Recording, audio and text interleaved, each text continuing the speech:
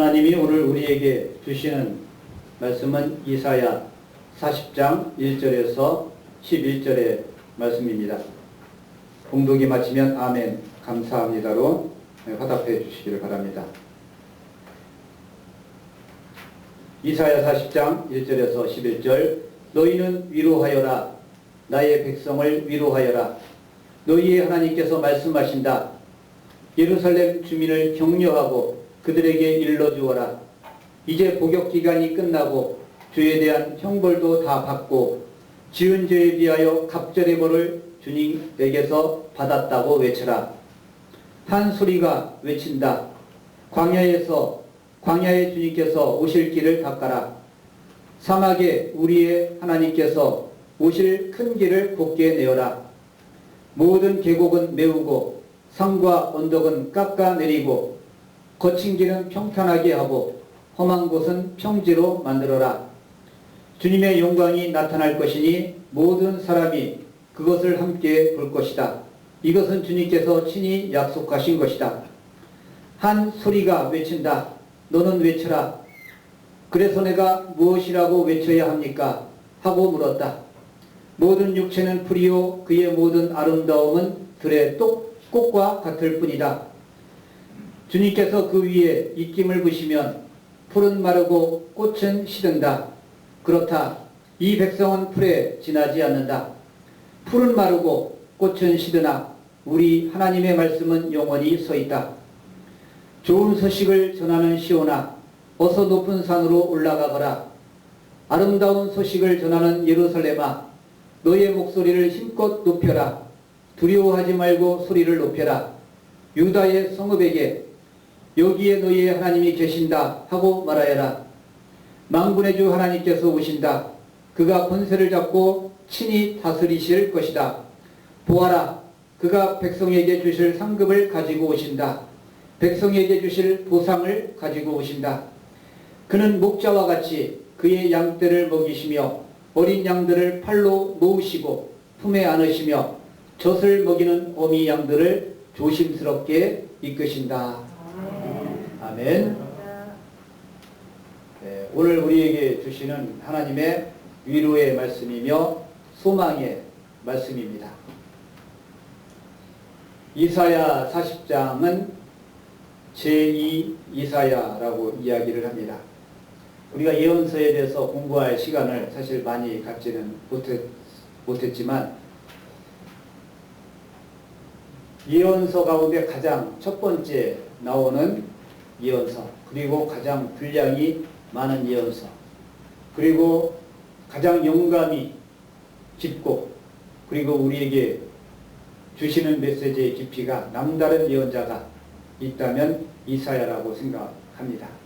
왜냐하면 이사야의 말씀은 신약 성경에 지대한 영향을 주게 되고 예수님께서도 이사야의 말씀을 인용하셔서 첫 설교를 하셨습니다.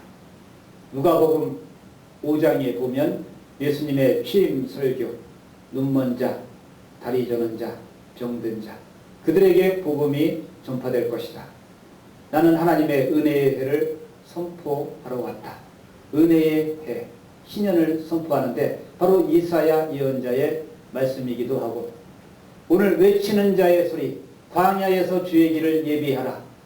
이 놀라운 말씀은 세례 요한에게 적용되고, 세례 요한이 광야에서 예수님이 오시는 길을 예비하는 사자의 역할을 하게 되는데, 이 모든 메시지들이 이사야 속에 들어있고, 이새의 줄기, 다윗의 왕가에서 새로운 왕이 날 것이다. 임마누엘, 평화의 왕이 너에게 임할 것이다. 이 모든 예언의 말씀들이 이사야 속에 들어 있습니다. 이사야는 개인적인 자신의 삶과 경험을 통한 그런 그 이야기들이 이사야 1장부터 39장까지 들어 있고, 그 속에는 크게 아하스 왕과 히스기야 왕 시대의 왕실과의 관계 속에서 백성들에게, 그리고 아스루의 발언과 침략과 그리고 바벨론의 확장, 이런 속에서 미래에 대한 나라의 부군을 예언했던 예언자가 이사야이기도 합니다. 도토리 나무가 배임을 당할 것이다. 곧 나라는 무너진다. 쓰러진다. 왕조는 멸망한다. 이런 메시지를 히스기야 왕에게 전합니다. 너는 병들어서 일어나지 못할 것이다. 선포하기도 했던 예언자가 이사야 선지자인데, 이사야 9장에 보면 한 아기를 우리에게 주셨다. 그는 평강의 왕이 될 것이다. 성탄절에 가장 큰 영감, 울림을 주는 말씀. 한 아기를 우리에게 주셨는데 그를 임마누엘이라 하리라. 지금 우리는 어느 때보다 위로가 필요한 시기입니다. 이사야 선지자 1장부터 39장은 나라가 멸망하기 직전까지 예언을 선포했던 이사야의 말씀이라면, 이사야 40장부터 55장까지는 제2 이사야, 포로기 시대에 바벨론으로 끌려간 동포들, 그리고 예루살렘에 남아있던 거주민들을 향해서 이사야 선지자가 선포했던 말씀입니다. 곧 포로의 시대에 들려졌던 하나님의 말씀, 그리고 제3 이사야 56장부터 66장까지 포로의 귀환과 그리고 도읍의 건설과 그리고 새로운 왕조의 발흥, 이런 것들을 선포했던 메시지가 3단계로 나누어져 있는데, 오늘 우리는 이사야 40장 포로 시대의 이사야의 말씀을 읽고 있습니다. 포로 시대가 무엇입니까? 자신의 삶의 뿌리가 뽑히고 근거가 사라져서 옮겨지고 그리고 이방 생활을 하는 것, 이것이 바로 포로 시대입니다. 오늘 우리는 포로기 시대처럼 암울한 시절을 지나가고 있습니다.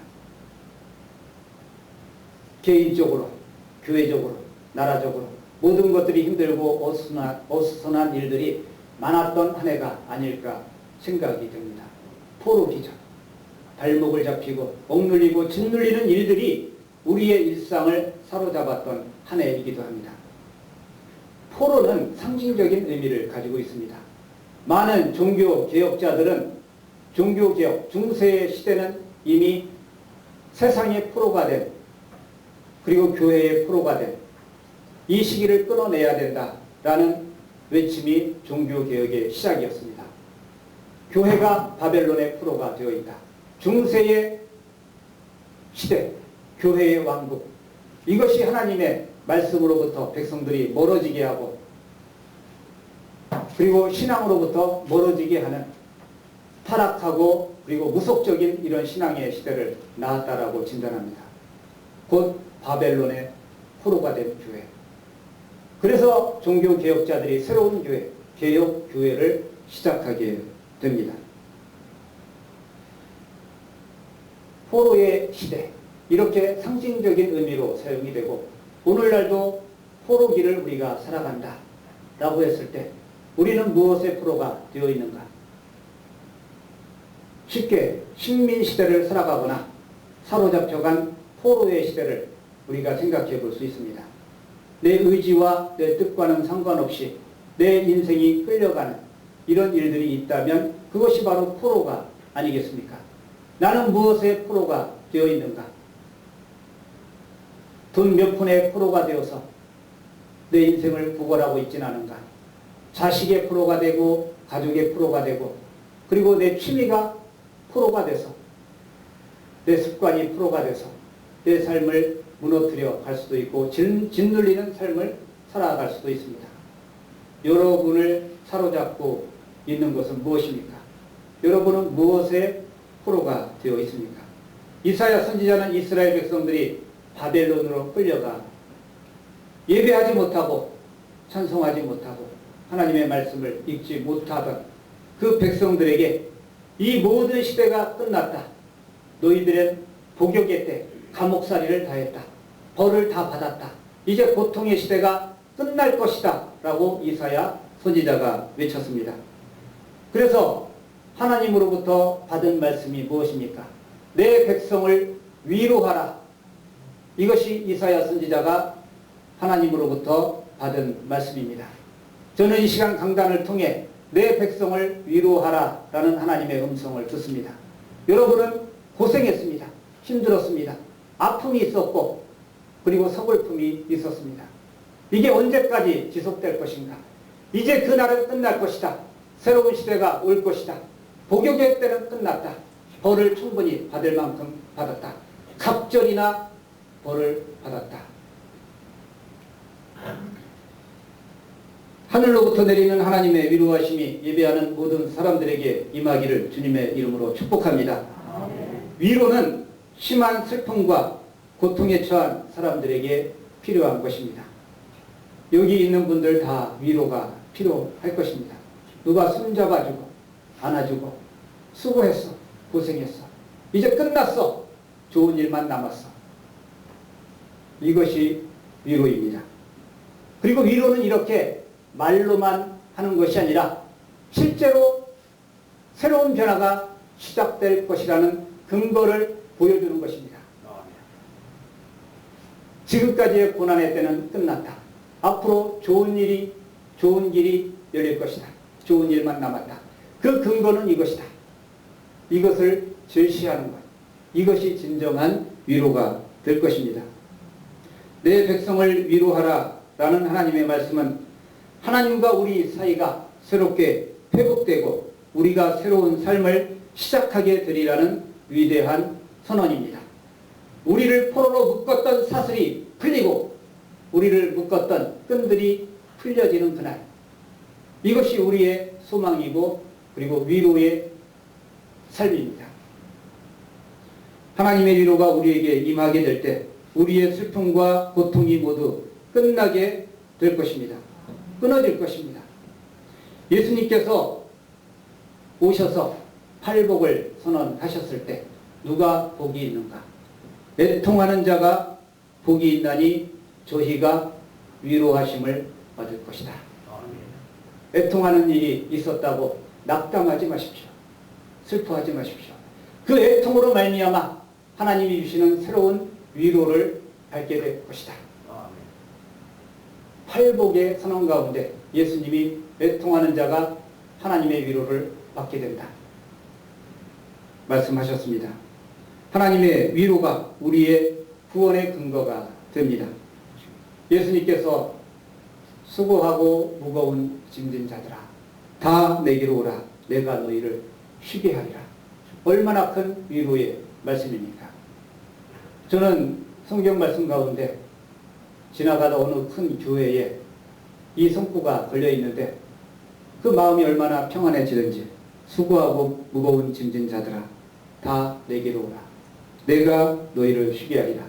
그 교회 예배당을 내가 들어가 보진 않았지만 그 말씀을 읽으며 교회가 수고하고 무거운 짐진 자들이 주님 앞에 나와 다 내려놓고 위로와 평안과 쉼을 얻을 수 있는 이런 자리가 되었으면 좋겠다.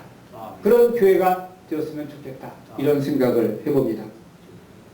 예수님은 우리가 죄의 무거운 짐과 인생의 무거운 짐에 짓눌려 신음할 때 주님은 이 땅에 오셔서 세상 죄를 지고 가는 어린 양으로 우리에게 다가오셨고 우리에게 위로와 구원을 선포하셨습니다. 객관적인 조건은 그 어느 때보다 힘들고 어려운 시기가 닥쳐오고 있습니다. 어쩌면 올 1년 동안 우리는 이렇게 살아야 되나? 이전에 경험하지 못했던 한 해를 보냈습니다. 예배를 교회에서 드리지 말라는 지시와 자발적으로 예배를 드릴 수 없는 상황들, 이런 일들은 일제시대 6.25 전쟁 중에도 뭐 특별한 일이 아니면 예배당에 종이 울렸고 예배는 드려졌습니다. 그리고 우리의 일상은 마스크에 짓눌려서 집에 들어가면 귀가 아프고 코가 짓눌려 있고 자국이 남아있는 이 삶이 한 달, 두 달, 거의 1년을 이렇게 보내고 있습니다. 어쩌면 이제부터 본격적인 어려움이 우리에게 닥쳐올 수 있습니다. 지금까지는 맛보기였고 지난 한 주간 매주 500명을 넘나들고 오늘도 600명을 넘어섰다고 합니다. 그리고 오늘 오후 4시 정부에서는 특별 방역 조치에 대한 단계를 격상하거나 어떠한 특단의 조치를 내린다고 합니다. 최소한 2.5단계 내지 3단계로 바로 갈 수 있는 상황이고, 이미 셧다운이라고 이야기하죠. 모든 가게는 대형마트도 다 9시 이후에 불이 꺼지는데, 이것보다 강한 조치들이 내려지면 교회는 비대면 예배로 전환되어야 합니다. 1년 동안 모이지 못해서 교회 재정이 힘들고 헌금이 줄어들고 성도들이 떨어져 나가는 이런 일들을 우리가 겪었습니다. 어린 자녀들을 데리고 교회에 나오지 못합니다. 정말로 힘들고 어려운 시기를 보내고 있는데, 이런 객관적인 상황은 점점 버거워지고 힘들어지는데 우리의 내부적인 상황도 그리 만만하지는 않습니다. 아무리 힘들어도 우리가 하나가 되어 뭉치고 이 위기를 극복하고자 한다면 그래도 우리는 새로운 길을 찾고 돌파할 수 있을 텐데 그런 힘조차 미약합니다. 이제 진짜 어려움이 우리에게 닥쳐올지도 모릅니다. 우리가 난방하는 전기세도 내기 어려워지는 이런 일이 다가오지 말란 법이 어디 있습니까?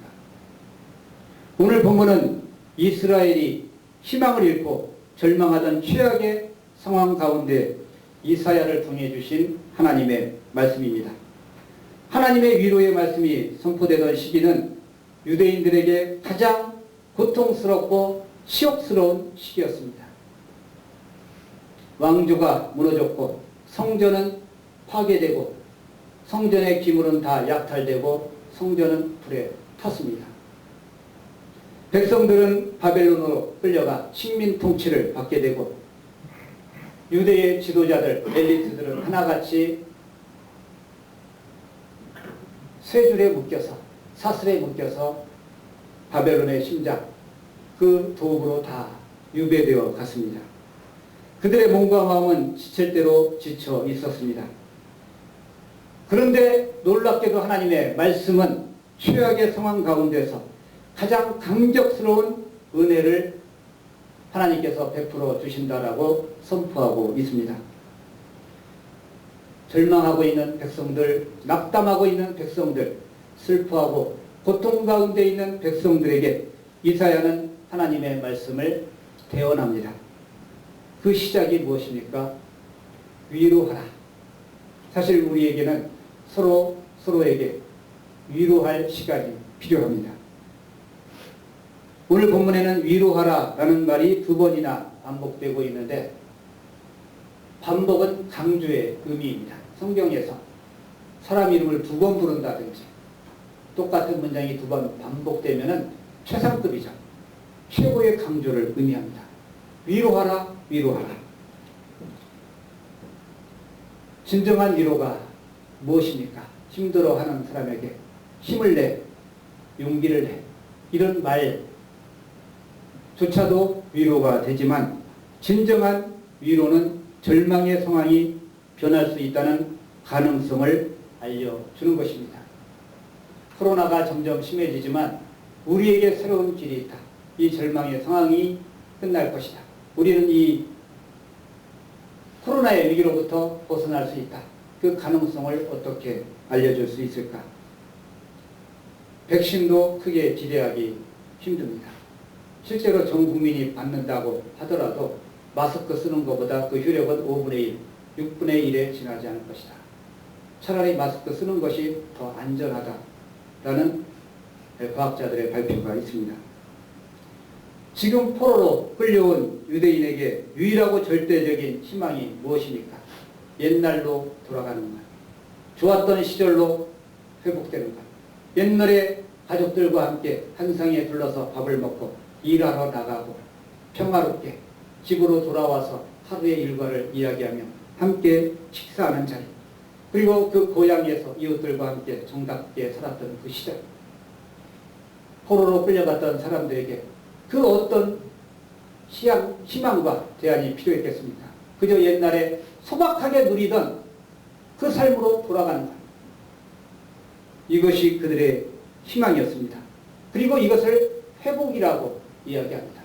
우리에게도 평안하던 시절 오손도손 따뜻하게 정을 나누며 가족과 함께, 교회에서 교우와 함께 야유회도 가고 식당에서 밥도 먹고 이게 대단한 것 아닌 것처럼 보이지만 그것으로 돌아가는 것 이것이 우리에게 희망일지도 모릅니다. 그것조차도 우리는 되돌리지 못하는 상황 가운데 있습니다. 예배드리고 우리가 밥 한 끼 따뜻하게 나눌 수 없는 것.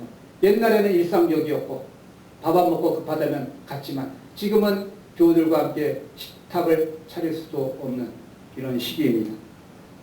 회복은 대단한 것이 아닙니다.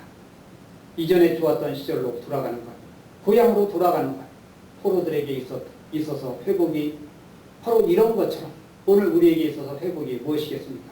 옛날처럼 마스크 벗고 손잡고 악수하며 인사하고 같이 밥 먹고 때가 되면 야외에도 나가고 행사도 하고 성가대도 서고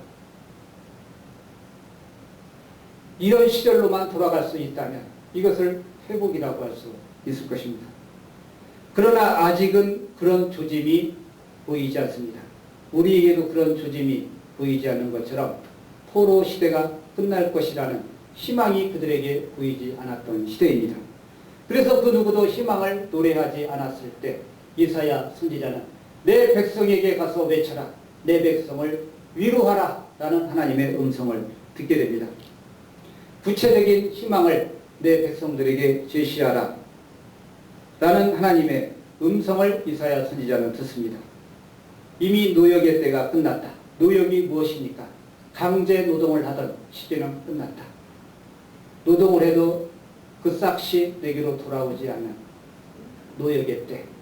감옥에서 노역을 하면 뭘 합니까? 내가 부자가 되는 것이 아니고 하루의 일과를, 군대 생활 마찬가지죠. 힘든 노역 한다고 월급이 오르거나 보상이 주어지지 않는 노역의 때가 있는데 그 노역의 때는 끝났다. 그리고 너희의 죄악은 이미 용서를 받았다. 그리고 실제로 벌로 되나 너희들은 그 죄에 대한 벌을 받았기 때문에 이제 회복될 것이다. 고통을 당할 만큼 당했고 힘든 상황을 지낼 만큼 지냈으니까 이제는 모든 것이 끝났다.